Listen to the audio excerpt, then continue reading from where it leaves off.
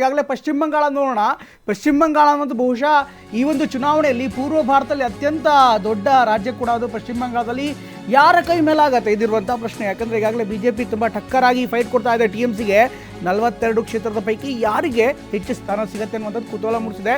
TMCಗೆ 24, ಬಿಜೆಪಿಗೆ 17 ಸ್ಥಾನಗಳನ್ನ ಗೆಲ್ಲುವ ಸಾಧ್ಯತೆ ಇದೆ ಅಂತ ಈಗ TV9 ನೆಕ್ಸ್ಟ್ ಪೋಲ್ ಈಗ ಮಾಹಿತಿಯನ್ನು ನೀಡ್ತಾ ಇದೆ. ಕಾಂಗ್ರೆಸ್ಗೆ 1 ಸ್ಥಾನ ಸಿಗುವಂಥ ಸಾಧ್ಯತೆ ಇದೆ ಅಂತ ಈಗ ಸಮೀಕ್ಷೆಗಳು ಹೇಳ್ತಾ ಇದೆ. ಒಟ್ಟಿನಲ್ಲಿ ಇಲ್ಲಿ ನೋಡ್ತಾ ಇದ್ರೆ ಈಗ ಪಶ್ಚಿಮ ಬಂಗಾಳದಲ್ಲಿ ಒಳ್ಳೆ ಫಲಿತಾಂಶ ಇಂಡಿಯಾ ಒಕ್ಕೂಟಕ್ಕೆ ಬರುತ್ತೆ ಅಂತ ಹೇಳಲಾಗ್ತಾ ಇದೆ. Hand over to Maltesh over to. ಯಾಕೆಂದರೆ ಈಗಾಗಲೇ ಎಲ್ಲ ಅಂಕಿಅಂಶಗಳು ಬರ್ತಾ ಇದೆ. ಬಟ್ ಚುನಾವಣೆಗೆ ಸಂಬಂಧಪಟ್ಟಂತೆ ಈಗಾಗಲೇ ಪಶ್ಚಿಮ ಬಂಗಾಳದಲ್ಲಿ ಏನಾಗ್ತಾ ಇದೆ ಅನ್ನೋದು ದೊಡ್ಡ ಕುತೂಹಲ ಇದೆ. Maltesh, thank you Pramod. ಹೌದು, ನೀವು ಹೇಳಿದಾಗೆ ಪೂರ್ವ ಭಾಗದಲ್ಲಿ ಅತಿ ದೊಡ್ಡ ರಾಜ್ಯ, ಜೊತೆಗೆ ದೊಡ್ಡ ನಾಯಕತ್ವವನ್ನು ಹೊಂದಿರುವಂತಹ ಪಾರ್ಟಿಯಲ್ಲಿದೆ ಅದು TMC.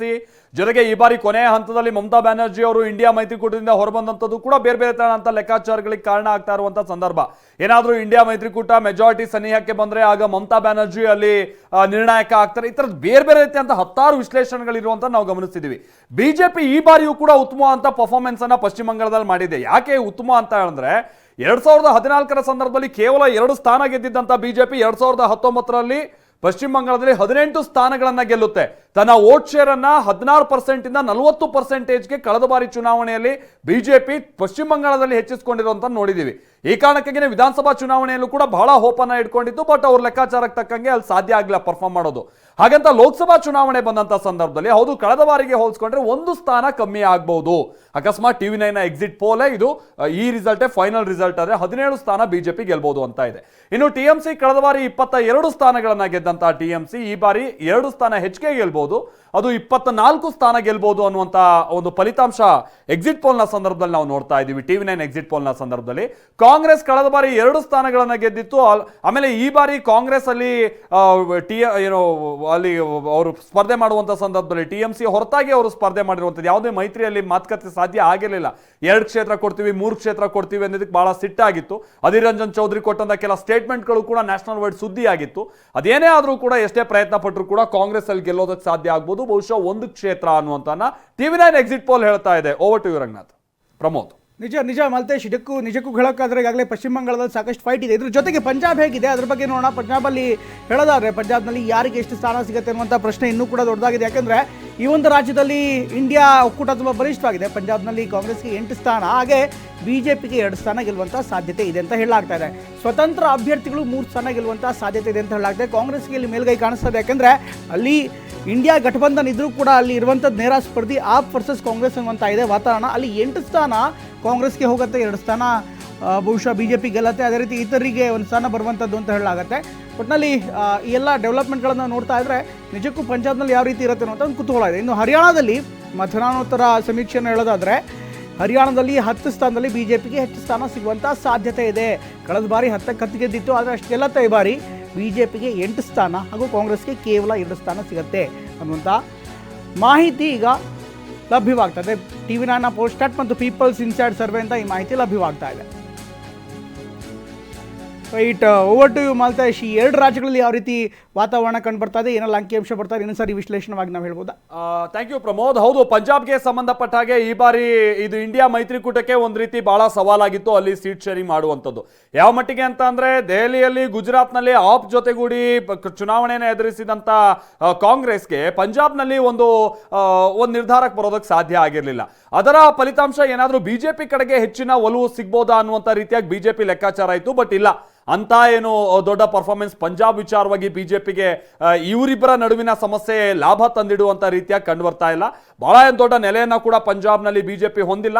ಈ ಬಾರಿಯೂ ಕೂಡ ಅವ್ರ ಸಾಧನೆ 2, ಬಹುಶಃ ಕಳೆದ ಬಾರಿಯೂ ಕೂಡ ಬಿಜೆಪಿ 2 ಕ್ಷೇತ್ರಗಳನ್ನ ಗೆದ್ದಿತ್ತು. ಈ ಬಾರಿ ಕೂಡ 2 ಕ್ಷೇತ್ರ ಗೆಲ್ಲೋದಕ್ಕೆ ಅವಕಾಶ ಇದೆ ಅಂತ. ಇನ್ನು ಕಾಂಗ್ರೆಸ್ಗೆ ಅಲ್ಲಿ ನಾಯಕತ್ವದ ಕೊರತೆ ಬೇರೆ ಬೇರೆ ಸಂದರ್ಭದಲ್ಲಿ ಆಗಿರುವಂಥದ್ದನ್ನ ನಾವು ಗಮನಿಸಿದ್ದೀವಿ. ಈ ಕಾರಣಕ್ಕಾಗಿ ಅವರಿಗೆ ಚಿನ್ನಿ ನೇತೃತ್ವದಲ್ಲೇ ಅವರು ಮತ್ತೆ ಚುನಾವಣೆಗೆ ಹೋಗಬೇಕಾದಂಥದ್ದು ಅನಿವಾರ್ಯತೆ ಇತ್ತು. ಹಾಗಾಗಿ ಆಪ್ಗೆ ಬಹಳ ಅನುಕೂಲ ಆಗ್ಬೋದು, ಕಾಂಗ್ರೆಸ್ಗೆ ಬಹಳ ನಿರಾಶಾದಾಯಕವಾದಂಥ ಫಲಿತಾಂಶ ಅನ್ನುವಂಥ ರೀತಿಯಾಗೆಲ್ಲ ವಿಶ್ಲೇಷಣೆ ಇತ್ತು. ಬಟ್ ಇಲ್ಲ, ಕಾಂಗ್ರೆಸ್ ಈ ಬಾರಿ ಪಂಜಾಬ್ನಲ್ಲಿ 8 ಸ್ಥಾನ ಗೆಲ್ಬಹುದು ಅನ್ನುವಂಥದ್ದನ್ನ ಎಕ್ಸಿಟ್ ಪೋಲ್ ನ ರಿಸಲ್ಟ್ ಹೇಳ್ತಾ ಇದೆ. ಇನ್ನು ಅದರ್ಸ್ ಅಂತ ಬಂದಂತ ಸಂದರ್ಭದಲ್ಲಿ ಬಹುಶಃ ಆಪ್ ಆಗಿರ್ಬೋದು ಅಂತ ಕಾಣಿಸುತ್ತೆ. 3 ಕ್ಷೇತ್ರಗಳನ್ನ ಗೆಲ್ಬಹುದು ಅಂತೇಳಿ. ಈ ಕಾರಣಕ್ಕಾಗಿ ಈ ಬಾರಿ ನೋಡಿ, ಪಂಜಾಬ್ನ ವಿಶೇಷತೆ ಅಂತಂದ್ರೆ ಕಳೆದ ಬಾರಿಯ ವಿಧಾನಸಭಾ ಚುನಾವಣೆಯಲ್ಲಿ ಕಂಪ್ಲೀಟ್ ಆಗಿ ಆಪ್ ಪರವಾಗಿ ಅಲ್ಲಿನ ಜನ ವಾಲಿದ್ರು ಕೂಡ ಲೋಕಸಭಾ ಚುನಾವಣೆ ಅಂತ ಬಂದಂತ ಸಂದರ್ಭದಲ್ಲಿ ಕಾಂಗ್ರೆಸ್ಗೆ ಅವರು ಮನ್ನಣೆ ಕೊಟ್ಟಂತ ರೀತಿಯಾಗಿ ಕಂಡು ಬರ್ತಾ ಇದೆ ಮೇಲ್ನೋಟಕ್ಕಿದು ಈ ಫಲಿತಾಂಶ ಟಿವಿ9 ಎಕ್ಸಿಟ್ ಪೋಲ್ ನ ಸಂದರ್ಭದಲ್ಲಿ. ಇನ್ನು ಹರಿಯಾಣಕ್ಕೆ ಸಂಬಂಧಪಟ್ಟಾಗೆ ಬಿಜೆಪಿ ಬಹಳ ನಿರೀಕ್ಷೆಯನ್ನ ಇಟ್ಕೊಂಡಿದೆ. ಅದರಂತೆ 10 ಕ್ಷೇತ್ರಗಳ ಪೈಕಿ ಬಿಜೆಪಿ 8 ಕ್ಷೇತ್ರಗಳನ್ನ ಗೆಲ್ಬಹುದು ಅನ್ನುವಂಥದ್ದು ಎಕ್ಸಿಟ್ ಪೋಲ್ ನ ವಿಚಾರದಲ್ಲಿ ಗೊತ್ತಾಗ್ತಾ ಇದೆ. ಕಾಂಗ್ರೆಸ್ ಸಾಧನೆ ಹರಿಯಾಣಕ್ಕೆ ಮಟ್ಟಿಗೆ 2 ಕ್ಷೇತ್ರದಲ್ಲಿ ಗೆಲ್ಲೋದಕ್ಕೆ ಸಾಧ್ಯ ಇದೆ. ಪಕ್ಕದ ಪಂಜಾಬ್ಗೆ ಹೋದಂತ ಸಂದರ್ಭದಲ್ಲಿ ಅವರಿಗೆ ಒಳ್ಳೆ ರೀತಿಯಾದಂತ ಪರ್ಫಾರ್ಮೆನ್ಸ್ ಅಲ್ಲಿ ಬಹುಶಃ ಪಂಜಾಬ್ನಲ್ಲಿ ಮಾಡಬಹುದು ಕಾಂಗ್ರೆಸ್ 8 ಸ್ಥಾನಗಳನ್ನ ಗೆಲ್ಲೋ ಮುಖೇನವಾಗಿ. ಬಟ್ ಹರಿಯಾಣಕ್ಕೆ ಸಂಬಂಧಪಟ್ಟಂಗೆ ಇಲ್ಲ 2 ಕ್ಷೇತ್ರಗಳಿಗೆ ಅವ್ರ ಸಾಧನೆ ಸೀಮಿತ ಆಗ್ಬೋದು ಅಂತ ಕಾಣಿಸುತ್ತೆ. ಮತ್ತಷ್ಟು ರಾಜ್ಯಗಳಿಗೆ ಸಂಬಂಧಪಟ್ಟಾಗಿನ ಡೀಟೇಲ್ಸ್ ಅದರಲ್ಲೂ ಕೂಡ ಉತ್ತರ ಪ್ರದೇಶಕ್ಕೆ ಸಂಬಂಧಪಟ್ಟಾಗೆ ಬಹಳ ಕುತೂಹಲ ಇದೆ, ಅದನ್ನು ಕೂಡ ನಾವು ನಿಮ್ಮ ಮುಂದೆ ಇಡ್ತೀವಿ. ಈಗ ಹಿಮಾಚಲ ಪ್ರದೇಶದ ನೋಡೋಣ, ಯಾಕಂದ್ರೆ ಬಿಜೆಪಿಯ ರಾಷ್ಟ್ರೀಯ ಅಧ್ಯಕ್ಷ JP ನಡ್ಡಾ ಅವರ ಸ್ವರಾಜ್ಯ ಇದು. ಹಿಮಾಚಲ ಪ್ರದೇಶದ ಮತದಾನೋತ್ತರ ಸಮೀಕ್ಷೆ ಬಹಿರಂಗವಾಗ್ತಾ ಇದೆ. ಟಿವಿ9 ಪೋಸ್ಟಾಟ್ ಮತ್ತು ಪೀಪಲ್ಸ್ ಇನ್ಸೈಟ್ರಿಂದ ಮಾಡ್ತಾ ಇರುವಂಥ ಸರ್ವೆದು ಹಿಮಾಚಲದಲ್ಲಿ ಬಿಜೆಪಿ ಕ್ಲೀನ್ ಸ್ವೀಪ್ ಮಾಡುತ್ತೆ ಅಂತ ಮಾಹಿತಿ ಬರ್ತಾ ಇದೆ. ನಿಜಕ್ಕೂ 4 ಸ್ಥಾನ ಇದೆ. ಈಗ 4 ಸ್ಥಾನದಲ್ಲಿ 4 ಸ್ಥಾನವನ್ನು ಕೂಡ ಈಗ ಬಿಜೆಪಿ ಗೆಲ್ಲತ್ತೆ ಅನ್ನುವಂಥ ಮಾಹಿತಿ ಲಭ್ಯವಾಗ್ತಾ ಇದೆ. ಇದ್ರ ಜೊತೆಗೆ ಉತ್ತರಾಖಂಡದ ನೋಡೋಣ. ಉತ್ತರಾಖಂಡ ರಾಜ್ಯದಲ್ಲಿ ಏನಾಗ್ತಾ ಇದೆ, ಬಿಜೆಪಿ ಸರ್ಕಾರ ಅಲ್ಲಿದೆ. ಉತ್ತರಾಖಂಡಲ್ಲೂ ಕೂಡ ಬಿಜೆಪಿ ಕ್ಲೀನ್ ಸ್ವೀಪ್ ಅಂತ ಸಮೀಕ್ಷೆಗಳು ಹೇಳ್ತಾ ಇದೆ. ಕಳೆದ ಬಾರಿ ಕೂಡ ಬಿಜೆಪಿ ಕ್ಲೀನ್ ಸ್ವೀಪ್ ಮಾಡಿತ್ತು. ಉತ್ತರಾಖಂಡದಲ್ಲಿ 5 ಸ್ಥಾನವನ್ನು ಬಿಜೆಪಿ ಗೆಲ್ಲತ್ತೆ. ಅಂದರೆ ಹಿಮಾಚಲ ಪ್ಲಸ್ ಉತ್ತರಾಖಂಡ ದೇವಭೂಮಿ ಅಂತ ಏನು ಕರಿತೀವಿ, ಅಲ್ಲಿ 9 ಸ್ಥಾನಗಳಲ್ಲಿ ಬಿಜೆಪಿ ಗೆಲ್ತಾ ಇದೆ. 9ಕ್ಕೆ 9 ಸ್ಥಾನವನ್ನು ಕೂಡ ಬಿಜೆಪಿ ಗೆಲ್ಲತ್ತೆ ಅನ್ನುವಂಥ ಮಾಹಿತಿ ಲಭ್ಯವಾಗ್ತಾ ಇದೆ. ಇದು ಟಿವಿ9 ಪೋಸ್ಟಾಟ್ ಮತ್ತು ಪೀಪಲ್ಸ್ ಇನ್ಸೈಡ್ ಸರ್ವೆ ಇರುವಂಥದ್ದು. Over to you Maltesh. ಇನ್ನಷ್ಟು ಅಪ್ಡೇಟ್ಸ್ಗಳನ್ನು ಕೊಡ್ತೀವಿ, ಯಾಕಂದರೆ ಈಗಾಗಲೇ ಎಲ್ಲ ಮಾಹಿತಿಗಳನ್ನು ನೋಡಿದರೆ ಪ್ರಮುಖವಾಗಿ ಹಿಮಾಚಲ ಪ್ರದೇಶದಲ್ಲಿ ರಂಗನಾಥ್, ಯಾಕಂದರೆ ಕಳೆದ ಬಾರಿ ಹಿಮಾಚಲ ಪ್ರದೇಶದಲ್ಲಿ ಬಿಜೆಪಿ ಸರ್ಕಾರ ಬಿದ್ದಾಗ, ರಾಜ್ಯ ಸರ್ಕಾರ ಬಿದ್ದಾಗ ಆ ಒಂದು ಸಂದರ್ಭದಲ್ಲಿ ಸಹಜವಾಗಿ ಪ್ರಶ್ನೆಗಳು ಉದ್ಭವ ಆಯಿತು. ಯಾಕೆಂದರೆ ನಡ್ಡಾ ಅವರ ರಾಜ್ಯ ಅದು, ನಡ್ಡಾ ಬಿಜೆಪಿ ರಾಷ್ಟ್ರೀಯ ಅಧ್ಯಕ್ಷರ ಅವರ ಕ್ಷೇತ್ರವೂ ಕೂಡ ಲಾಸ್ ಆಗಿತ್ತು. ಈ ಸಂದರ್ಭದಲ್ಲಿ ಪ್ರಶ್ನೆ ಉಂಟಾಗಿತ್ತು. ಆ ಸಂದರ್ಭದಲ್ಲಿ ಓವರಾಲ್ ನೋಡ್ತಾರೆ ಏನು ಅನ್ಸುತ್ತೆ ತಮಗೆ? ಅಲ್ಲ, ಖಂಡಿತವಾಗ್ಲೂ ಏನೋ ಅಂದರೆ ಬರೀ ಇಲ್ಲಿ ಮಾತ್ರ ಅಲ್ಲ, ನಾವು ಆಗಲೇ ಮಾತಾಡ್ತಾ ಇದ್ವಿ, ಈ ಇವ್ರ ಪ್ರಭಾವ ಕಡಿಮೆ ಆಗಿಬಿಟ್ಟಿದೆ. ಜೊತೆಗೆ ರಾಮ ನೀವು ಈಗಲೂ ಕೂಡ ನನಗೆ ಜ್ಞಾಪಕ ಇದೆ, ನೀವು ಅಲ್ಲಿಂದ ಲೈವ್ ಕೊಟ್ಟಿದ್ದು ರಾಮನಿಲ್ ತಂದವ್ರನ್ನ ನಾವು ಖಂಡಿತವಾಗ್ಲೂ ಜನರು ಹೇಳಿದಂತ ಮಾತು. ಅಂದ್ರೆ ನೀವು ಈ ಕಡೆ ಉತ್ತರ ಭಾರತದಲ್ಲಿ ಬಿಜೆಪಿಯ ಪ್ರಭಾವ ಬಹಳ ದಟ್ಟವಾಗಿದೆ, ಬಹಳ ದಟ್ಟವಾಗಿದೆ. ಅದರ ಪರಿಣಾಮ ಎಲ್ಲ ಕಡೆಗೂ ಕೂಡ ನಾವೇನೋ ಕಂಡಿದ್ವಿ ಅಂದ್ರೆ ಫಸ್ಟ್ ಆರಂಭದಲ್ಲಿ ನೋಡಿ ಕೆಲವೊಂದು ಕಡೆ ಕಡಿಮೆ ಆಗ್ಬಿಡ್ಬೋದು ಅನ್ನುವಂಥದ್ದಿತ್ತು. ಅದು ನೋಡ್ತಾ ಇದೀವಿ ನಾವು 4ಕ್ಕೆ 4, 5ಕ್ಕೆ 5, 9ಕ್ಕೆ 9 ಸ್ವೀಪ್ ಆಗ್ತವೆ ಅನ್ನೋದನ್ನ ನಾವು ಹೇಳ್ತಾ ಇದ್ದೀವಿ. ಅಂದ್ರೆ ಇದ್ರ ಪ್ರಭಾವ ತುಂಬಾ ಸ್ಪಷ್ಟವಾಗಿ ಕಾಣ್ತಾ ಇದೆ. ರೈಟ್, ಬಾಲಾಜಿ ಅವರು ತಾವೇನು ಹೇಳ್ತೀರಾ? ಅಫ್ಕೋರ್ಸ್ ಈ ನಾರ್ತ್ ಇಂಡಿಯಾ ಪ್ಯಾಟರ್ನ್ ಬಗ್ಗೆ ನಾವು ಮಾತಾಡ್ತಿದ್ದೀವಿ. ನಾರ್ತ್ ಇಂಡಿಯಾದಲ್ಲಿ ಹಿಂದುತ್ವ ಅನ್ನುವಂಥದ್ದು ಸಾಕಷ್ಟು ವಿಷಯ ಅಲ್ಲಿರುವಂಥ ಇಶ್ಯೂ ಉತ್ತರಾಖಂಡ್ ಇರ್ಬೋದು, ಹಿಮಾಚಲ ಪ್ರದೇಶ ಇರ್ಬೋದು, ಅಥವಾ ಬಿಹಾರ್ ಉತ್ತರ ಪ್ರದೇಶ ಇರ್ಬೋದು. ಅಫ್ಕೋರ್ಸ್ ಬೇರೆ ಬೇರೆ ಕಾರಣಗಳಿದೆ. ಆದರೆ ನಾವು ಸಾಮಾನ್ಯವಾಗಿ ದಕ್ಷಿಣ ಭಾರತದಿಂದ ಬಂದವ್ರು ಏನು ಮಾಡ್ತೀವಿ, ಇಲ್ಲ ರಾಮ ಮಂದಿರದ ಇಶ್ಯೂ ಇಲ್ಲಿ ಇಲ್ಲ ಅಂತೀವಿ. ಬಟ್ ಅದು ಫ್ಯಾಕ್ಟರ್ ಆಗಿದೆ ಅನ್ಸುತ್ತೆ ನಮಗೆ ನಾರ್ತ್ ಇಂಡಿಯಾದಲ್ಲಿ. ಸರ್, ನಿಮ್ಮ ಎಕ್ಸಿಟ್ ಪೋಲ್ಸ್ ನೋಡಿದ್ರೆ 100% ನಾರ್ತ್ ಇಂಡಿಯಾದಲ್ಲಿ ಏನು ಟ್ರೆಂಡು ನಾವು 14ರಲ್ಲಿ ನೋಡಿದ್ವಿ, 19ರಲ್ಲಿ ನೋಡಿದ್ವಿ, 24ರಲ್ಲಿ 100% ಕಂಟಿನ್ಯೂ ಆಗ ಅನ್ನೋದು ವೆರಿ ಕ್ಲಿಯರ್ ಇದೆ. ಇನ್ಕ್ಲೂಡಿಂಗ್ ನೀವು BJPಯ ಬೆಸ್ಟ್ ಎವರ್ ಪರ್ಫಾರ್ಮೆನ್ಸ್ ಉತ್ತರ ಪ್ರದೇಶದಲ್ಲಿ ನೋಡಿದ್ರೆ 2014ನಲ್ಲಿ ಸುಮಾರು 72ರಿಂದ 74 ಸೀಟನ್ನು ಅಪ್ನಾದಳ ಜೊತೆ ತೊಗೊಂಡಿದ್ರು. ಅದು ಕಡಿಮೆ ಆಗಿತ್ತು, ಅಂದರೆ 62 ಆಗಿತ್ತು. ನಿಮಗೆ ಕೆಲವರು 40 ಬರುತ್ತೆ, 30 ಬರುತ್ತೆ, 20 ಬರುತ್ತೆ ಅನ್ನೋದವರೆಗೂ ಕೆಲವ್ರು ಮಾತಾಡಿದ್ದವರು. ನನ್ನ ಪ್ರಕಾರ there is no loss at all. 100% 70 ನಂಬರ್ಸ್ನ ಕ್ರಾಸ್ ಆಗುತ್ತೆ. ಇದು 100% ಉತ್ತರ ಪ್ರದೇಶ 100% ಆಗುತ್ತೆ. ಉತ್ತರ ಪ್ರದೇಶಲ್ಲೇ ರಾಮ ಮಂದಿರ ಎಫೆಕ್ಟ್ ಇಲ್ಲ ಅಂತ ಅನ್ನಂಗೆ ಇದ್ರೆ, ಆಮೇಲೆ ಟೋಟಲ್ ನಂಬರ್ಸನ್ನು ನೋಡಿದ್ರೆ 350 ಆಗಿರ್ಬೋದು, 369 ಆಗಿರ್ಬೋದು. ಅನ್ಲೆಸ್ ಉತ್ತರ Pradesh crosses 70, there is no way NDA can cross 370 ಅಂತ. ನಾನು ಆಗಲೇ ಒಂದು ಪ್ರಶ್ನೆ ಕೇಳಿದೆ ನಮ್ಮ ಸ್ನೇಹಿತರಿಗೆ. ನಿಜಕ್ಕೂ ಏನು ಅಂದರೆ ಜನ ಏನೋ ಭಾವನಾತ್ಮಕವಾಗಿನೋ ಓಟ್ ಕೊಟ್ಬಿಡ್ತಾರೆ, ಜನರನ್ನೆಲ್ಲವ್ರ ಕಡೆ ಮರಳು ಮಾಡ್ತಾ ಇದ್ದಾರೆ ಅನ್ನುವಂಥದ್ದು ಆಯಿತು ಅಂತಂತಂದರೆ ಜನ ಹಾಗಾದರೆ ಮೂರ್ಖರ ಅನ್ನುವಂಥ ಒಂದು ಪ್ರಶ್ನೆ ಬರುತ್ತೆ, ಮುಟ್ಟಾಳರ ಅನ್ನುವಂಥದ್ದು ಪ್ರಶ್ನೆ ಬರುತ್ತೆ. ಯಾಕಂದರೆ ಬರೀ ಅಂಥದ್ದನ್ನೇ ಕೇಳ್ಕೊಂಡು ಅವ್ರು ಮತ ಹಾಕೋದಾದರೆ ಏನರ್ಥ ಅದು? ಇದು ಸಂಬಂಧಪಟ್ಟ ನಾನು ಮಾತಾಡ್ತೀನಿ. ಅದಕ್ಕಿಂತ ಮೊದಲು ಜಮ್ಮು ಕಾಶ್ಮೀರದಲ್ಲಿ ಯಾವ ಪಕ್ಷಕ್ಕೆ ಎಷ್ಟು ಸ್ಥಾನ, ಇದು ಭಾಳ ಗಮನಿಸಬೇಕಾದಂಥ ಸಂಗತಿ. 5 ಸ್ಥಾನದ ಪೈಕಿ BJP 2 ಕಡೆ ಗೆಲ್ಲುತ್ತೆ. ಪೋಲ್ ಸ್ಟಾರ್ಟ್ ಮತ್ತೆ ಪೀಪಲ್ಸ್ ಇನ್ಸೈಟ್ ಸರ್ವೆ ಟಿವಿ9 ಜೊತೆ ಮಾಡಿರುವಂಥದ್ದು ಸ್ಪಷ್ಟವಾಗಿ ಹೇಳ್ತಾ ಇದೆ, 2 ಕ್ಷೇತ್ರಗಳಲ್ಲಿ ಇಲ್ಲಿ BJP ಗೆಲ್ಲುತ್ತೆ ಅನ್ನುವಂಥದ್ದು. ಸೊ ಅಂದರೆ ಕಾಶ್ಮೀರದಲ್ಲೂ ಕೂಡ ಅದರ ಪ್ರಭಾವ ತುಂಬ ಸ್ಪಷ್ಟವಾಗಿ ಕಾಣ್ತಾ ಇದೆ. ಸೊ ಇದು ಭಾಳ ಗಮನಿಸಬೇಕಾದಂಥ ಸಂಗತಿ. ಹಾಗಾದರೆ ಅಂದರೆ ಏನು ಎಲ್ಲ ಕಡೆಗೂ ಕೂಡ BJPಯ ಪ್ರಭಾವ ಇದೆಯಾ ಅನ್ನುವಂಥ ಪ್ರಶ್ನೆ ಕೂಡ ಹೇಳುತ್ತಿಲ್ಲ. ದಿನೇಶ್ ಅಮೀನ್ಮಠ್ ನಮ್ಮ ಜೊತೆಗಿದ್ದಾರೆ. ದಿನೇಶ್, ನಾವು ಆಗಲೇ ಮಾತಾಡ್ತಾ ಇದ್ವಿ, ಬರೀ ಭಾವನಾತ್ಮಕ ಸಂಗತಿಗಳನ್ನೇ ಹೇಳಿಕೊಂಡು ಎಷ್ಟು ಸರಿ 5 ವರ್ಷ, 10 ವರ್ಷ, 15 ವರ್ಷ, ಎಷ್ಟು ವರ್ಷ ಮರಳು ಮಾಡೋಕ್ಕೆ ಸಾಧ್ಯ ಸರ್? ಅದು ಬಿಟ್ಟು ಪಕ್ಷ ಕಟ್ಟೋದು ಹೆಂಗೆ, ಪಕ್ಷ ಬೆಳೆಸೋದು ಹೆಂಗೆ, ಯಾವ್ಯಾವ ಸಂಗತಿಗಳನ್ನು ಜನರ ಬಳಿಗೆ ತಗೊಂಡು ಹೋದರೆ ಜನ ನಮ್ಮನ್ನು ಪುರಸ್ಕರಿಸ್ಬೋದು, ಮುಂದಿನ ದಿನಗಳಲ್ಲಿ ಕೈ ಹಿಡಿಬೋದು. ಅದರ ಬಗ್ಗೆ ಏನಾದರೂ ಸ್ವಲ್ಪ ಆತ್ಮಾವಲೋಕನ ಮಾಡ್ಕೊಂಡ್ರೆ ಒಳ್ಳೇದಿರಲ್ವಾ ದಿನೇಶ್? ನೀವು ಮೊದಲು ನಿಮ್ಮ ನಂಬರ್ಸ್ ಬಗ್ಗೆ ಮಾತಾಡ್ತೇನೆ ನಾನು. 358 350 ಅಂತ ಹೇಳ್ತಾ ಇದ್ದೀರಿ. ಈಗ ಕಳೆದ ಬಾರಿಯ ಚುನಾವಣೆ ನೋಡಿದರೆ ಸುಮಾರು 14 ರಾಜ್ಯಗಳಲ್ಲಿ ಅದು ಪೀಕ್ ಹೋಗಾಗ್ಬಿಟ್ಟಿದೆ. ನೀವು ಹೇಳ್ತಾ ಇರೋ ನಂಬರ್ಗಳು, ಈಗ ಉದಾಹರಣೆಗೆ ಗುಜರಾತಲ್ಲಿ 26ಕ್ಕೆ 26, ಮಧ್ಯಪ್ರದೇಶದಲ್ಲಿ 29ರಲ್ಲಿ 28, ರಾಜಸ್ಥಾನದಲ್ಲಿ 25ರಲ್ಲಿ 24, ಹರಿಯಾಣದಲ್ಲಿ ಎಲ್ಲ ಸೀಟುಗಳು, ಡೆಲ್ಲಿಯಲ್ಲಿ ಎಲ್ಲ ಸೀಟುಗಳು ಸುಮಾರು 14 ರಾಜ್ಯಗಳಲ್ಲಿ 220ಕ್ಕಿಂತ ಸೀಟ್ಗಳಲ್ಲಿ 192 193 ಬಂದಾಗಿದೆ. ನಿಮ್ಮದೇ ಸರ್ವೆ ಪ್ರಕಾರ, ಈಗ ಎಕ್ಸಿಟ್ ಪೋಲ್ನ ಪ್ರಕಾರ ಈ ನಂಬರ್ ಕೊಡುವಾಗ ಯಾವ ರಾಜ್ಯಗಳಲ್ಲಿ ಎಕ್ಸ್ಟ್ರಾ ಸೀಟ್ ಪಡ್ಕೊಂಡು, ಈಗ ನೀವೇ ಹೇಳಿದ್ರಿ ವೆಸ್ಟ್ ಬೆಂಗಾಲಲ್ಲಿ 1 ಸೀಟ್ ಕಡಿಮೆ ಆಗ್ಬೋದು ಅಂತ, ಬಿಹಾರದಲ್ಲಿ 1 ಸೀಟ್ ಕಡಿಮೆ ಆಗ್ಬೋದು ಅಂತ, ಮಹಾರಾಷ್ಟ್ರದಲ್ಲಿ 18ರಲ್ಲಿ 18 ಉಳಿಬೋದು ಅಂತ. ಈ ಎಕ್ಸ್ಟ್ರಾ ಸೀಟ್ಗಳು ಎಲ್ಲಿ ಬಂದಿದೆ ಅಂತ ಎಕ್ಸಿಟ್ ಪೋಲ್ನಲ್ಲಿ ಇಲ್ಲಿಯವರೆಗೆ ವಿವರಗಳಲ್ಲಿ ನನಗೆ ಕಾಣ್ತಾ ಇಲ್ಲ ಅಂತ ನಾನು ಅದನ್ನ ಹೇಳ್ತಾ ಇರೋದು.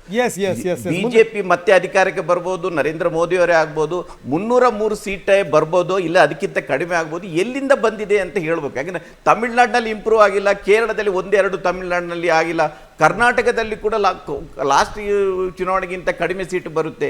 ಎಲ್ಲಿಂದ ಬಂದಿದೆ ಅಂತ ನಿಮ್ಮ ಈ ಎಕ್ಸಿಟ್ ಪೋಲ್ ನ ಇದರಲ್ಲಿ ನನಗೆ ಇಲ್ಲ, ಸಂಪೂರ್ಣ ಒಂದನ್ನ ಗಮನಕ್ಕೆ ತರ್ತಾ ಇದ್ದೀನಿ. ದಿನೇಶ್, ನಾನು ನಿಮ್ ಗಮನಕ್ಕೆ ತರ್ತಾ ಇದ್ದೀನಿ. ಇನ್ನೂ ಕೂಡ ನಾವು ಉತ್ತರ ಪ್ರದೇಶದ ಸಂಖ್ಯೆಯನ್ನು ಹೇಳಿ, ಮಧ್ಯಪ್ರದೇಶದ ಸಂಖ್ಯೆಯನ್ನು ಹೇಳಿದ್ರೆ ನಾವು ಇನ್ನೂ ಕೂಡ ಬಹಳಷ್ಟು ಬ್ಯಾಲೆನ್ಸ್ ಇದೆ. ಇನ್ನೂ ಕೂಡ ನಾವು ಬೇರೆ ಬೇರೆ ಸಂಸ್ಥೆಯ ಎಕ್ಸಿಟ್ ಪೋಲ್ ನ ವಿವರಗಳನ್ನು ನೋಡಿದಂತ ಸಂದರ್ಭದಲ್ಲಿ ಆ ರೀತಿ ಅನಿಸಿರ್ಬೇಕು ನಿಮಗೆ. ಬಹುಶಃ ಈ ಎಕ್ಸ್ಟ್ರಾ ಸಂಖ್ಯೆಯಿಂದ ಬಂತು ಅಂತ. ಎಸ್, ಅದಕ್ಕೆ ಸಂಬಂಧಪಟ್ಟಂಗೆ ಉತ್ತರ ಕೊಡುವಂತ ಪ್ರಯತ್ನವನ್ನು ನಾವು ಮಾಡ್ತೀವಿ. ಬರೀ ಮಾಲ್ತೇಶ್ ನಿಮ್ಮ ಜೊತೆಗೆ ಎಲ್ಲರೂ ಎಲ್ಲ ನಿಮ್ಮ ಎಕ್ಸಿಟ್. ಹೌದು, ಅಂದ್ರೆ ಇಲ್ಲಿ ತನಕ ಬಂದಂತಹ ನಂಬರ್ಸ್ ನೋಡಿದಂತ ಸಂದರ್ಭದಲ್ಲಿ ಇಷ್ಟು ದೊಡ್ಡ ಮೆಜಾರಿಟಿಯನ್ನ ಪಡೆಯೋದಕ್ಕೆ ಬಿಜೆಪಿ ನೇತೃತ್ವದ NDAಗೆ ಯಾವ್ಯಾವ ರಾಜ್ಯಗಳ ಅನುಕೂಲ ಆಗಿದೆ ಅನ್ನುವಂಥದ್ದು ಹೌದು ಒಂದು ಪ್ರಶ್ನಾರ್ಥಕವಾಗುತ್ತೆ. ಬಟ್ ಇನ್ನಿತರ ರಾಜ್ಯಗಳಿಗೆ ಸಂಬಂಧಪಟ್ಟ ಹಾಗಿನ ಡೀಟೇಲ್ಸ್ ಕೂಡ ನಮಗೆ ಬರೋದಿದೆ. ಸೊ ಅದನ್ನ ನಾವು ನೋಡ್ತಾ ಹೋಗೋಣ. ಹಿಮಾಚಲ ಪ್ರದೇಶಕ್ಕೆ ಸಂಬಂಧಪಟ್ಟ ಹಾಗೆ ಎಗೈನ್ ಈ ಬಾರಿಯೂ ಕೂಡ 4 ಕ್ಷೇತ್ರವನ್ನ ಗೆಲ್ಬಹುದು ಅನ್ನುವಂಥ ವಿಚಾರವಾಗಿ, ಅಂದ್ರೆ ಅಲ್ಲಿ ಅನುರಾಗ್ ಠಾಕೂರ್ ಅವ್ರ ವಿಚಾರವಾಗಿ ಆಗಿರ್ಬೋದು, ಜೊತೆಗೆ ಕಂಗನಾ ರನೌಟ್ ವಿಚಾರವಾಗಿ ಆಗಿರ್ಬೋದು. ಈ ಕಾರಣಕ್ಕಾಗಿ ಈ ಬಾರಿ ಈ ಭಾಗದ ಕೆಲ ರಾಜ್ಯಗಳಿಗೆ ಸಂಬಂಧಪಟ್ಟಾಗೆ ಬಹಳ ಕುತೂಹಲವನ್ನ ಕೆರಳಿಸಿತ್ತು. ಹಿಮಾಚಲ ಪ್ರದೇಶಕ್ಕೆ ಸಂಬಂಧಪಟ್ಟ ಹಾಗೆನೂ ಕೂಡ ಹಿಮಾಚಲ ಪ್ರದೇಶದಲ್ಲಿ ಈ ಬಾರಿ 4 ಕ್ಷೇತ್ರಗಳನ್ನ ಬಿಜೆಪಿ ಗೆಲ್ಲಬಹುದು ಅನ್ನುವಂಥದ್ದು ಎಕ್ಸಿಟ್ ಪೋಲ್ನ ವಿಚಾರಗಳನ್ನು ನಾವು ಗಮನಿಸ್ತಾ ಇರುವಂಥದ್ದು. ಈ ಮುಖೇನವಾಗಿ ಈ ಕಡಿಮೆ ರಾಜ್ಯಗಳಲ್ಲಿ ಬೇರೆ ಬೇರೆ ತೆರಣ ಅಂತ ಕೊನೆ ಹಂತದ ಕೆಲ ಬೆಳವಣಿಗೆಗಳು ಕೂಡ ಆಗಿತ್ತು. ಸೊ ಅದೇನೇ ಆದ್ರೂ ಕೂಡ ಬಿಜೆಪಿಗೆ ಏನು ಸಮಸ್ಯೆ ಆಗಲ್ಲ ಅನ್ನುವಂಥ ರೀತಿಯ ಉತ್ತರಾಖಂಡ್ ಕೂಡ ನೋಡಿ, ಉತ್ತರಾಖಂಡ್ ಕೂಡ ಹಾಗೇನೆ 5 ಕ್ಷೇತ್ರಗಳನ್ನ ಬಿಜೆಪಿ ಈ ಬಾರಿಯೂ ಕೂಡ ಗೆಲ್ಲುತ್ತೆ ಅನ್ನುವಂಥದ್ದು TV9 ಎಕ್ಸಿಟ್ ಪೋಲ್ ನಲ್ಲಿ ಹೇಳ್ತಾ ಇರುವಂತಹ ಸಂಗತಿ. ಅಲ್ಲಿಗೆ ಉತ್ತರಾಖಂಡ್ ಆಗಿರ್ಬೋದು, ಜೊತೆಗೆ ಹಿಮಾಚಲ ಪ್ರದೇಶ ಬಿಜೆಪಿಗೆ ಈ ಬಾರಿ ಗೆಲುವಿನ ನಾಗಲೋಟಕ್ಕೆ ಅಂತ ಏನು ಸಮಸ್ಯೆ ತಡೆ ಆಗಬಹುದಾ ಅಂತ ಚಾನ್ಸಸ್ ಎಕ್ಸಿಟ್ ಪೋಲ್ ನಲ್ಲಿ ಅಂತೂ ಕಂಡು ಬರ್ತಾ ಇಲ್ಲ. ಇನ್ನು ಜಮ್ಮು ಕಾಶ್ಮೀರಕ್ಕೆ ಸಂಬಂಧಪಟ್ಟ ಹಾಗೆ ಇರುವಂತಹ 5 ಕ್ಷೇತ್ರಗಳ ಪೈಕಿ ಕಳೆದ ಬಾರಿಗೆ ಹೋಲಿಸ್ಕೊಂಡ್ರೆ ಬಿಜೆಪಿ ಒಂದು ಸ್ಥಾನ ಕಮ್ಮಿ ಆಯ್ತಾ ಅಂತ ನಾವು ಅಂದ್ಕೊಂಡ್ರು ಕೂಡ ಈ ಬಾರಿ ಬಹುಶಃ ನಾವು ಲಡಾಖನ್ನ ಪ್ರತ್ಯೇಕವಾಗಿಟ್ಟು ನೋಡ್ಬೇಕಾಗಬಹುದು ಅಂತ ಕಾಣಿಸುತ್ತೆ, ಜಮ್ಮು ಕಾಶ್ಮೀರವನ್ನ ನಾವು ಎಕ್ಸಿಟ್ ಪೋಲ್ನ ಸಂದರ್ಭದಲ್ಲಿ ನೋಡೋದಾದ್ರೆ. ಸೊ ಹಾಗಾಗಿ ಕಳೆದ ಬಾರಿ ಲಡಾಖ್, ಜಮ್ಮು ಸೇರಿದ ಹಾಗೆ ಒಟ್ಟು 3 ಕಡೆ ಬಿಜೆಪಿಗೆ ಗೆಲ್ಲೋದಕ್ಕೆ ಸಾಧ್ಯ ಆಗಿತ್ತು. ಬಟ್ ಈ ಬಾರಿ ನಾವು ಜಮ್ಮು ಕಾಶ್ಮೀರವನ್ನ ಕೇವಲ 5 ಕ್ಷೇತ್ರಗಳಿಗೆ ಸಂಬಂಧಪಟ್ಟ ಹಾಗೆ ಮೀಸಲಾಗಿಟ್ಟು ನೋಡಿದ್ರು ಬಿಜೆಪಿ 2 ಕ್ಷೇತ್ರವನ್ನ ಗೆಲ್ಲುತ್ತೆ ಅನ್ನುವಂಥದ್ದು ನಮ್ಗಿಲ್ಲಿ ನೋಡ್ತಾ ಇರುವಂಥದ್ದು. ಜೊತೆಗೆ ನ್ಯಾಷನಲ್ ಕಾನ್ಫರೆನ್ಸ್ 1 ಪಕ್ಷವನ್ನ ಗೆಲ್ಬಹುದು, BDP ಮತ್ತೊಂದು ಕ್ಷೇತ್ರವನ್ನ ಗೆಲ್ಬಹುದು ಅನ್ನುವಂಥದ್ದು ನಮಗೆ ಎಕ್ಸಿಟ್ ಪೋಲ್ನ ಸಂದರ್ಭದಲ್ಲಿ ಗೊತ್ತಾಗ್ತಾ ಇರುವಂಥ ಸಂಗತಿ. ಹಾಗೆ ಇನ್ನು ಒಡಿಶಾಕ್ಕೆ ಸಂಬಂಧಪಟ್ಟಂಗೆ ಬಹಳ ಕುತೂಹಲ ಇದೆ. ಒಡಿಶಾಕ್ಕೆ ಸಂಬಂಧಪಟ್ಟಂಗೆ ಈ ಬಾರಿ ಬಿಜೆಡಿಗಿಂತ ಹೆಚ್ಚಿನ ಪರ್ಫಾರ್ಮೆನ್ಸ್ ಅನ್ನ ಬಿಜೆಪಿ ಮಾಡಬಹುದು ಅಂತ ನಿಮ್ಗೆ ಗೊತ್ತಿಲ್ಲ. ಒಡಿಶಾದಲ್ಲಿ ಈ ಬಾರಿ ಅಸೆಂಬ್ಲಿ ಎಲೆಕ್ಷನ್ ಕೂಡ ನಡೀತಾ ಇದೆ. ಆಮೇಲೆ ಒಡಿಶಾದಲ್ಲಿ ಕಳೆದ ಬಾರಿ 2 ಬಾರಿ ನಾವು ಟರ್ಮಲ್ ನೋಡಿದಂಥ ಸಂದರ್ಭದಲ್ಲೂ ಕೂಡ ಬಿಜೆಪಿಯೇ ಟಕ್ಕರ್ ಕೊಡ್ತಾ ಇದ್ದಂಥದ್ದು. ಈ ಬಾರಿ ಬಿಜೆಡಿಗಿಂತ ಬಹಳ ಹೆಚ್ಚಿನ ಸ್ಥಾನಗಳನ್ನ ಬಿಜೆಪಿ ಒಡಿಶಾದಲ್ಲಿ ಗೆಲ್ಲುತ್ತೆ ಅಂತ ಹೇಳಿ ನೋಡಿ, 13 ಸ್ಥಾನಗಳನ್ನ ಬಿಜೆಪಿ ಅಲ್ಲಿ ಗೆಲ್ಲಬಹುದು ಅನ್ನುವಂಥದ್ದು ಎಕ್ಸಿಟ್ ಪೋಲ್ ಹೇಳ್ತಾ ಇದೆ. ಕಾಂಗ್ರೆಸ್ ಸಾಧನೆ 1ಕ್ಕೆ ಸೀಮಿತ ಆಗಬಹುದು, ಬಿಜೆಡಿಯ ಸಾಧನೆ 7 ಕ್ಷೇತ್ರಗಳ ತನಕ ಗೆಲ್ಲಬಹುದು ಅಂತ ಹೇಳ್ಕೊಂಡು. ಬಟ್ ಇದೇ ಫಲಿತಾಂಶ ವಿಧಾನಸಭಾ ಚುನಾವಣೆಯಲ್ಲಿ ಏನಾದರೂ ರಿಫ್ಲೆಕ್ಟ್ ಆಗುತ್ತಾ ಅದಿನ್ನು ನಮಗೆ ಎಕ್ಸಿಟ್ ಪೋಲ್ನ ಮಾಹಿತಿ ತಿಳಿದು ಬರಬೇಕಾಗಿರುವಂಥದ್ದು. ನಾನು ಮೊದಲೇ ಹೇಳಿದಾಗೆ ಒಡಿಶಾದಲ್ಲಿ ಲೋಕಸಭಾ ಚುನಾವಣೆಯ ಸಂದರ್ಭದಲ್ಲಿ ಬಿಜೆಪಿ ಎಷ್ಟೇ ಒಳ್ಳೆ ಪರ್ಫಾರ್ಮೆನ್ಸ್ ಅನ್ನ ಮಾಡ್ತಾ ಇದ್ರು ಕೂಡ ವಿಧಾನಸಭಾ ಚುನಾವಣೆಯಲ್ಲಿ ಅಷ್ಟೊಂದು ಉತ್ತಮವಾದಂಥ ಫಲಿತಾಂಶ ಅವ್ರಿಗೆ ದಕ್ತಾ ಇಲ್ಲ ನಿರೀಕ್ಷೆ ಇರುತ್ತೆ. ಬಟ್ ಈ ಬಾರಿ ಏನಾದ್ರು ವ್ಯತ್ಯಾಸ ಆಗ್ಬೋದಾ ನೋಡಬೇಕಿದೆ. ಅಸ್ಸಾಂಗೆ ಸಂಬಂಧಪಟ್ಟ ಹಾಗೆನೂ ಕೂಡ ನೋಡಿ 11 ಕ್ಷೇತ್ರಗಳಲ್ಲಿ 14 ಕ್ಷೇತ್ರಗಳ ಪೈಕಿ 11 ಕ್ಷೇತ್ರಗಳನ್ನ ಈ ಬಾರಿ ಅಸ್ಸಾಂನಲ್ಲಿ ಬಿಜೆಪಿ ಗೆಲ್ಲಬಹುದು ಅನ್ನುವಂಥದ್ದು ನಿರೀಕ್ಷೆ ಇದೆ. ಕಾಂಗ್ರೆಸ್ 1 ಕ್ಷೇತ್ರವನ್ನ ಗೆಲ್ಲಬಹುದು ಅಂತ ಹೇಳಿ ಅದರ್ಸ್ 2 ಕ್ಷೇತ್ರದಲ್ಲಿ ಬರಬಹುದು ಅನ್ನುವಂಥ ನಿರೀಕ್ಷೆ ಇದೆ. ಅಸ್ಸಾಂನಲ್ಲೂ ಕೂಡ ಚುನಾವಣಾ ವಿಚಾರಗಳು ಬಹಳಷ್ಟು ಸಂಗತಿಗಳನ್ನು ನಾವು ಅದನ್ನು ನೋಡಿದ್ದೀವಿ. ನಾವು ಕೊನೆ ಹಂತದಲ್ಲಿ ಪ್ರಸ್ತಾಪಕ್ಕೆ ಬಂದಂಥ ಸಂಗತಿಗಳು ಎಗೇನ್ ಅದು ಬಿಜೆಪಿ ಓಟಕ್ಕೆ ಯಾವುದೇ ರೀತಿಯಾದಂಥ ಲಗಾಮ್ ಹಾಕೋದಕ್ಕೆ ಬಹುಶಃ ಅಸ್ಸಾಂ ಮಟ್ಟಿಗಂತೂ ಸಾಧ್ಯ ಆಗಲ್ಲ ಅಂತ ಕಾಣಿಸುತ್ತೆ. ಬಿಜೆಪಿಯಲ್ಲಿ 11 ಕ್ಷೇತ್ರಗಳನ್ನ ಗೆಲ್ಬಹುದು ಅನ್ನುವಂಥ ನಿರೀಕ್ಷೆ ಇದೆ. ಕಾಂಗ್ರೆಸ್ 1 ಕ್ಷೇತ್ರವನ್ನ ಅಸ್ಸಾಂನಲ್ಲಿ ಗೆಲ್ಬಹುದು ಅನ್ನುವಂಥದ್ದಿದೆ. ಆಮೇಲೆ ಭಾರತ್ ಜೋಡೋ 2.0 ಅದು ಅಸ್ಸಾಂ ಭಾಗದಲ್ಲಿ ಬಹಳ ಇಂಪ್ಯಾಕ್ಟ್ ಮಾಡುವಂತ ನಿಟ್ಟಿನಲ್ಲಿ ರಾಹುಲ್ ಗಾಂಧಿ ಅವರು ಬಹಳ ಪ್ರಯತ್ನವನ್ನ ಪಟ್ಟಿದ್ರು. ಬಟ್ ಮತಗಳ ವಿಚಾರ ಬಂದಂತ ಸಂದರ್ಭದಲ್ಲಿ ಬಹುಶಃ ಅದು ಅಂತ ಏನು ಇಂಪ್ಯಾಕ್ಟ್ ಆಗೋದಿಲ್ಲ ಅಂತ ಕಾಣಿಸುತ್ತೆ. ಕಾಂಗ್ರೆಸ್ಗೆ ಅನುಕೂಲ ಆಗುವಂತ ರೀತಿಯಾಗಿ ಅದು ಅಗೇನ್ ಬಿಜೆಪಿಗೆ ಸುಮಾರು 11 ಕ್ಷೇತ್ರಗಳನ್ನ ಗೆಲ್ಲೋದಕ್ಕೆ ಅಸ್ಸಾಂನಲ್ಲೂ ಈಗಲೂ ಕೂಡ ಅವಕಾಶ ಇದೆ ಅನ್ನುವಂತ ಎಕ್ಸಿಟ್ ಪೋಲ್ ಫಲಿತಾಂಶ ಹೇಳ್ತಾ ಇದೆ. ಈಗ ನಾವು ನೋಡಿದಂತ ಕೆಲ ರಾಜ್ಯಗಳೇನಿತ್ತು ಅದು ಅಸ್ಸಾಂ ಆಗಿರ್ಬೋದು, ಜಮ್ಮು ಕಾಶ್ಮೀರ ಆಗಿರ್ಬೋದು, ಹಿಮಾಚಲ್ ಪ್ರದೇಶ ಆಗಿರ್ಬೋದು, ಆಮೇಲೆ ಉತ್ತರಾಖಂಡ್ ಆಗಿರ್ಬೋದು, ಬಹುತೇಕ ಇಲ್ಲಿ ಬಿಜೆಪಿ ಸ್ವೀಪ್ ಮಾಡುವಂತ ರೀತಿಯಾಗಿ ಫಲಿತಾಂಶವನ್ನ ನೋಡ್ತಾ ಇದ್ವಿ. ಅದು ಒಡಿಶಾದಲ್ಲೂ ಉತ್ತಮವಾದಂತಹ ಪರ್ಫಾರ್ಮೆನ್ಸ್. ಇದು ಬಹುಶಃ ಬಿಜೆಪಿಯ ನಂಬರ್ಸ್ ಹೆಚ್ಚಾಗೋದಕ್ಕೆ ಸಾಧ್ಯ ಆಗ್ಬೋದು ಅಂತ ಕಾಣಿಸುತ್ತೆ. ಇನ್ನು ಕೆಲ ರಾಜ್ಯಗಳಿದೆ, ಅದು ನೋಡೋಣ. Over to you Pramod. Okay Maltesh, thank you very much. ನಾನು ಇನ್ನಷ್ಟು ಮಾತಾಡೋಣ. ಜೊತೆಗೆ ಅಂದರೆ MB ಮರಂಕಲ್ ನಮ್ಮ ಜೊತೆಗಿದ್ದಾರೆ, ಹಿರಿಯ ಪತ್ರಕರ್ತರು. ಮರಂಕಲ್ ಅವರ ಸಾಕಷ್ಟು ಸಂಗತಿಗಳನ್ನು ಮಾತಾಡ್ತಾ ಇದ್ವಿ ನಾವು. ನಾನು ಆಗಲೇ ದಿನೇಶ್ ಅಮ್ಮಿನ್ಮಠವ್ರಿಗೂ ಇದೇ ಪ್ರಶ್ನೆ ಕೇಳಿದೆ. ಬರೀ ಭಾವನಾತ್ಮಕ ಸಂಗತಿಗಳನ್ನು ಹೇಳಿ ಮತ ತಗೊಳಕ್ಕಾಗಲ್ಲ ಸರ್. ನೀವೇನೋ ಒಂದು ಸರಿ ತಗೊಳ್ಳೋದು ಸರಿ, 2 ಸರಿ ತಗೊಳ್ಳೋದು ಸರಿ, ಏನು ಸಾಮಾನ್ಯ ಸಂಗತಿನ? ಅದಲ್ಲ ನಂಬರ್ 1. ನಂಬರ್ 2, ಈ ನಾವು ಹೇಳಿದ್ದೇ ನಿಜವಾಯಿತು ಅನ್ನೋದಾಯಿತು ಅಂತಂತಂದರೆ ಇಂಡಿಯಾ ಮೈತ್ರಿಕೂಟ ಎಲ್ಲಿ ಎಡವಿದೆ? ಕೊನೆ ತನಕ ಅವರಲ್ಲಿ ತಾಳಮೇಳ ಇರಲಿಲ್ಲ, ಅದನ್ನು ಒಪ್ಕೊಳ್ಳೇಬೇಕು. ಅದು ನೋಡ್ತಿರೋಂಥವ್ರು ಒಪ್ತಾರೋ ಬಿಡ್ತಾರೋ ಗೊತ್ತಿಲ್ಲ, ಯಾಕಂದರೆ ಅವ್ರ ಕಡೆಗೆ ಸಂಬಂಧಪಟ್ಟಂಥವ್ರು ಯಾರೂ ಬಂದಿಲ್ಲ ಅವ್ರಿಗೆ ಪ್ರಶ್ನೆ ಕೇಳಬೇಕು ಅಂತಂದರೆ. ನಾನು ಒಂದು ಎಕ್ಸಾಂಪಲ್ ನಿಮಗೆ ಕೊಡ್ತೀನಿ. ಈ ಪಶ್ಚಿಮ ಬಂಗಾಳದಲ್ಲಿ ಅಧೀರ್ ರಂಜನ್ ಚೌಧರಿ ಒಂದು ಮಾತನ್ನು ಹೇಳ್ತಾರೆ, ನೀವೇನಾದರೂ ಓಟ್ ಹಾಕ್ತೀರೋ ನಮ್ಗೆ ಹಾಕಿ, ಇಲ್ಲ ಅಂತಂದ್ರೆ ಯಾವುದೇ ಕಾರಣಕ್ಕೂ ನೀವು TMCಗೆ ಹಾಕಬೇಡಿ, ಹಾಕಿದ್ರೆ BJPಗೆ ಹಾಕಿ ಅಂತೇಳಿ ಅಂತ. ಸೊ ಈ ಅಂದರೆ ಇವರ ಮೈತ್ರಿಕೂಟ ಎಷ್ಟರ ಮಟ್ಟಿಗಿದೆ ಅನ್ನೋಕ್ಕೊಂದು ಬೆಸ್ಟ್ ಎಕ್ಸಾಂಪಲ್ ಇದು. ಏನಂತೀರಿ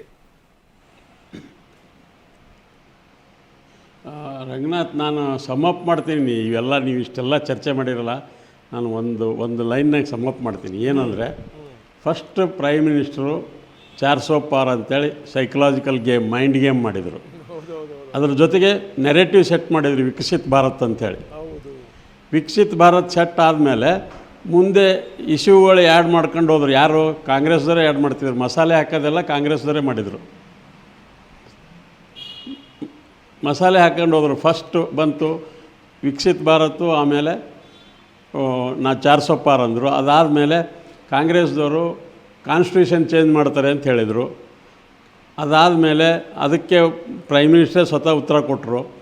ಅದಾದಮೇಲೆ ಶ್ಯಾಮ್ ಪೆಟ್ರೋಡ ಇನ್ಹೆರಿಟೆನ್ಸ್ ಟ್ಯಾಕ್ಸ್ ತರಬೇಕು ಅಂದರು.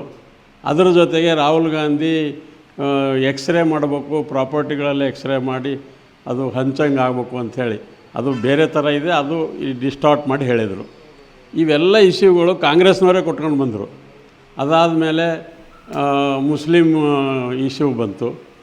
ಮುಸ್ಲಿಮ್ಸ್ ಇದು ಮನಮೋಹನ್ ಸಿಂಗ್ನ ಸ್ಪೀಚ್, ಅದು ಹಳೆ ಸ್ಪೀಚು, ಆದರೂ ಕೂಡ ಇಲ್ಲ. ಇದಕ್ಕಿಂತ ಒಂಚೂರು ಹಿಂದಕ್ಕೆ ಹೋಗ್ಬೋಣ.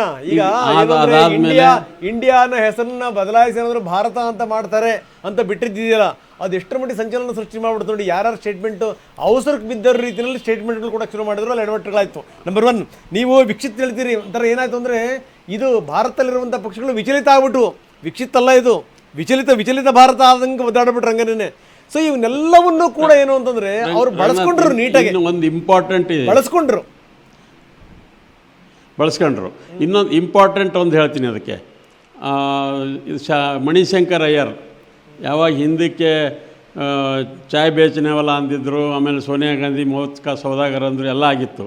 ಈಗ ಕೊನೆ ಟೈಮ್ನಾಗೆ ಪಾಕಿಸ್ತಾನ ಹತ್ರ ಅಟಮ್ ಬಾಂಬ್ ಇದೆ, ನಾವು ಭಾಳ ಕೇರ್ಫುಲ್ಲಾಗಿರ್ಬೇಕು, ಅವ್ರ ಜೊತೆ ಸರಿಯಾಗಿರ್ಬೇಕು ಅಂತ ಹೇಳಿದರು. ಇವೆಲ್ಲ ಇಶ್ಯೂಗಳು ಕಾಂಗ್ರೆಸ್ನವರೇ ಕೊಟ್ಟದ್ದು BJPಗೆ. BJP ಇದನ್ನು ಸರಿಯಾಗಿ ಉಪಯೋಗ ಮಾಡ್ಕೊತಾರೆ.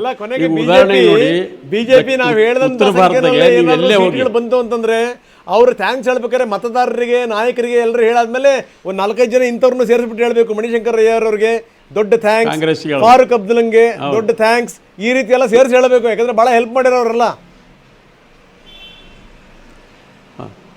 ಉತ್ತರ ಭಾರತದಾಗೆ ಎಲ್ಲೇ ಹೋದರೂ ಕೂಡ ಡೆವಲಪ್ಮೆಂಟ್ ಅಂಥೇಳಿ BJP ಅವ್ರು ಮಾತಾಡಿದರೆ, ಅವರು ಬೇರೋಜ್ಗಾರ್, ಅವರು ಮಹಂಗಾಯಿ, ಅವು ಎರಡೂ ಇಶ್ಯೂಗಳೇ ಆಗಲಿಲ್ಲ.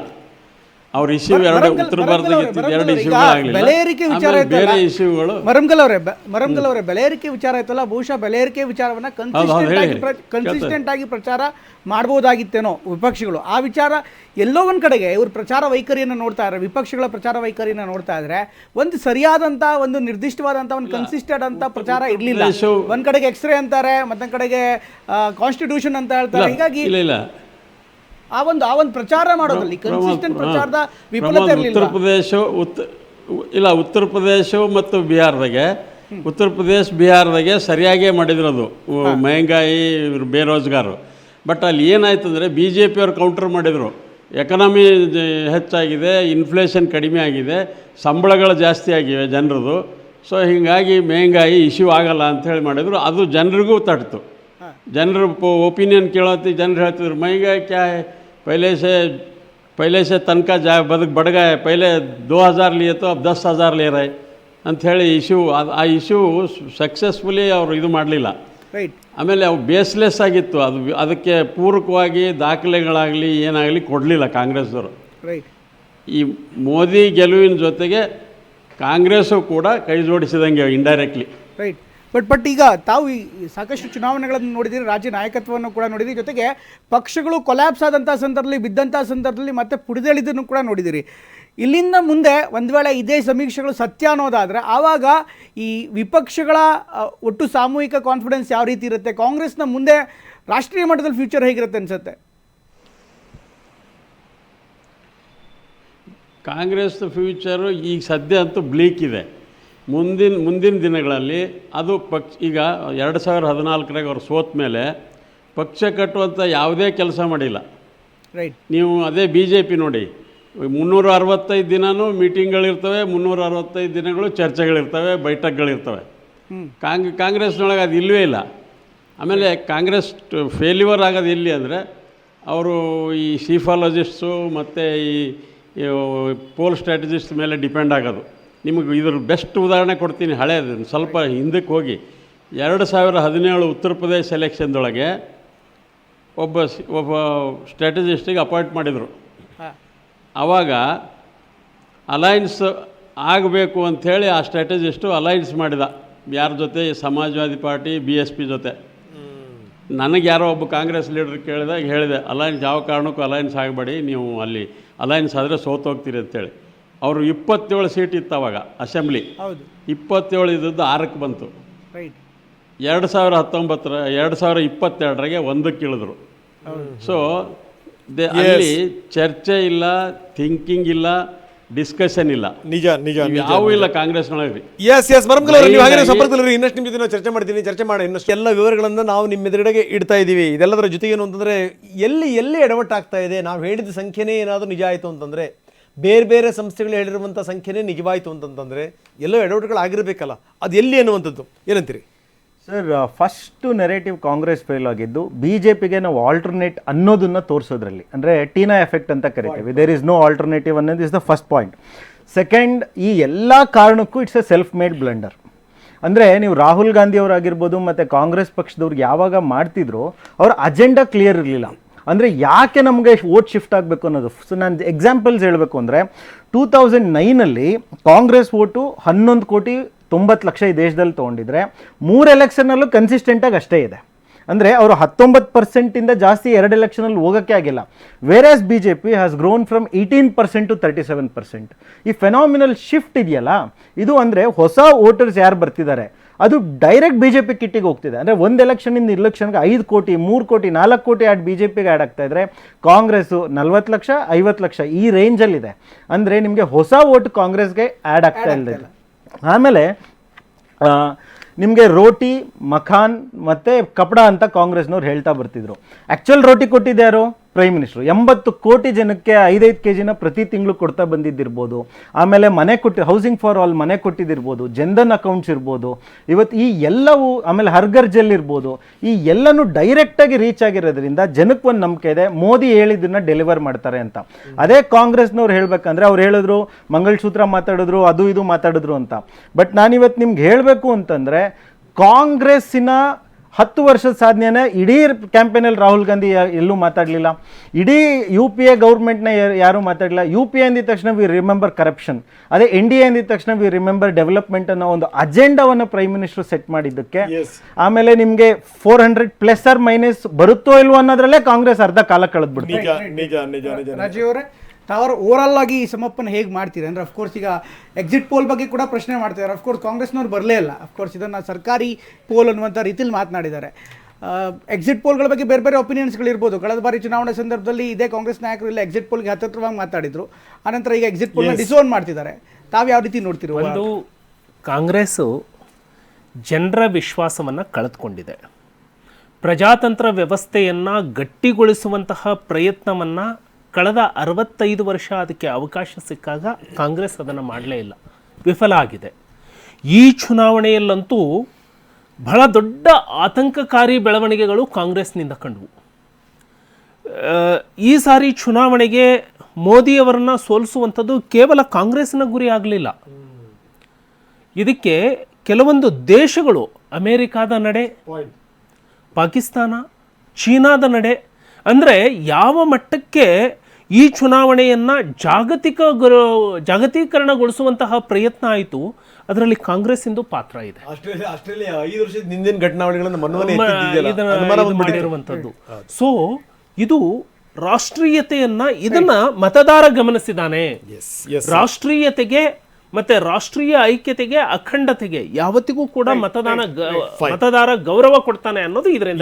Thank you very much. ಇಲ್ಲಿ ತನಕ ಮಾತಾಡಿರುವಂಥ ತಮ್ಮೆಲ್ಲರಿಗೂ ಕೂಡ ಧನ್ಯವಾದ. ಒಂದು ಮಾತ್ರ ನಿಜ ಏನು ಅಂದರೆ 400 ದಾಟಲ್ಲ ನಿಜ, ಆದರೆ 300 ಕೆಳಗಡೆ ಇಳಿಯುವಂಥ ಸಾಧ್ಯತೆಗಳು ಇಲ್ಲವೇ ಇಲ್ಲ ಅಂತ ಎಲ್ಲ ಸಮೀಕ್ಷೆಗಳು ಕೂಡ ಸಾರ್ತಾ ಇವೆ. ಆದರೆ ಏನೇ ನಾವು ಹೇಳಿದರೂ ಕೂಡ ಇದು ಎಕ್ಸಾಕ್ಟ್ ಅಲ್ಲ, ಇದು ಎಕ್ಸಿಟ್ ಸಮೀಕ್ಷೆ ಮಾತ್ರ ಇದು. ಇನ್ನೇನು ಮಂಗಳವಾರ ಬಹಳ ದೂರ ಇಲ್ಲ. ಹೀಗಾಗಿ ನಿಜವಾದಂಥ ಚಿತ್ರಣವನ್ನು ನಾವು ಮತ್ತೆ ಅವತ್ತು ಸುದೀರ್ಘವಾಗಿ ನಿಮ್ಮ ಮುಂದಿಡ್ತೀವಿ ಅಂತ ಹೇಳ್ತಾ ಇವತ್ತಿನ ವಿಶೇಷ ಕಾರ್ಯಕ್ರಮ ಮುಗಿಸ್ತಾ ಇದ್ದೀವಿ. ನಿರಂತರ ಸುದ್ದಿಗಾಗಿ ನೋಡ್ತಾ ಇರಿ TV9.